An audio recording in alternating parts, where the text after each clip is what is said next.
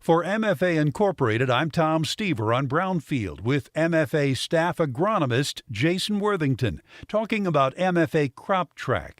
Jason, what is CropTrack?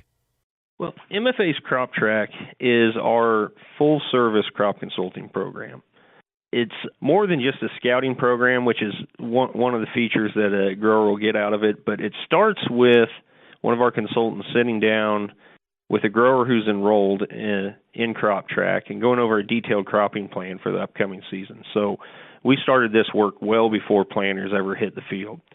We'll sit down and go over varietal and hybrid placement, talk about where their genetics might best fit in their field, go over a fertility plan for the upcoming season, keeping the 4 R's in mind, the right place, right source, right rate, and the right products on those fields.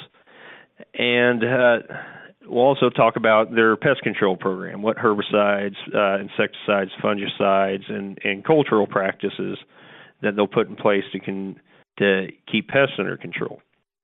Then we follow that up in season with weekly field inspections and detailed reporting on those field inspections.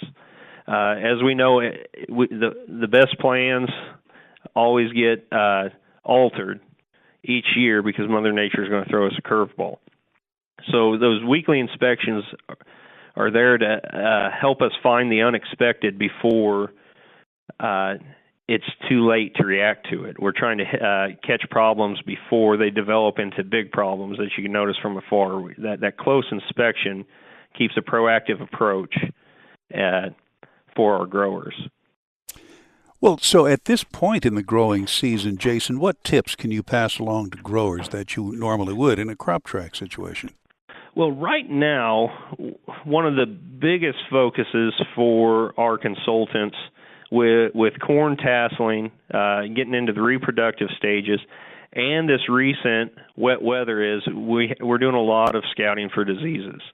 Fungicide applications and timing of those fungicides is very important at this point in time, especially in some of the areas like in northwest Missouri. It had been drier than normal. A lot of guys were maybe thinking that a fungicide application wasn't going to be a priority for them this year. Well, with the amount of rain we've received up there and our corn still being in very good condition despite that recent dry weather, those priorities are going to have to change. How have early season weather issues played into what growers are doing now? Yeah, we had a lot of different early season weather conditions that affected us. It started off in a lot of places. We didn't have that wide open planting season like we had been blessed with last year. We saw a lot of places where our consultants walking fields had to help growers make a decision on whether they're going to replant or not. Some of those same wet conditions may have led us to lean more towards top-dress nitrogen applications, especially in some of our soils that are either real heavy clay and more prone to denitrification, or sandy soils that leaching might have been a concern. So the weather has definitely played a big impact on the decisions we've had to make and what our consultants are finding out in the field. So considering that some planting was late, what tips can you give growers in that situation? I would say don't get too discouraged by a later planting date. Even though we had later planting dates than normal, it can be very common that those later planting dates are still as productive as anything earlier. Oftentimes we get better stand establishment, and stand establishment is one of the most important factors in determining the success of a crop for the upcoming season. So I would suggest to growers, don't let that later planting date alter your plan unnecessarily. Keep monitoring the field, survey the field, and make sure we're making the applications at the right time based on the crop's growth stage.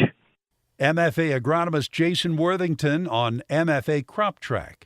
I'm Tom Stever on Brownfield.